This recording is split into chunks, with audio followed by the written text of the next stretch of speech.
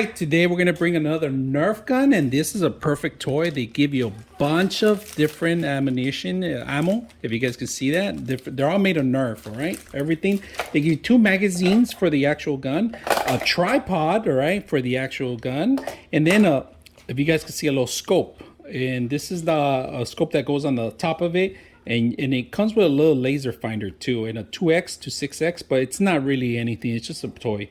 They gave the flash hider, a targeting, in the actual system. We're gonna set up the whole assembly kit because it does require batteries. They give you USB and a charging station. All right, this USB, it charges this unit itself. So I hope you guys enjoyed the video. So let's put it together. All right, before you set the whole thing up, make sure you read the thorough instructions. They give you back and forward thorough instructions on how to set the whole thing up. So let's go ahead and put it together. Just to let you guys know, the battery, you're gonna need a Phillips screwdriver to remove that. And very important too, on the magazine, there's a little arrow pointing where the actual directional of the shots are gonna have to be done, all right? So just to be aware of that, and you need parental guidance for this, make sure, right? You guys get that.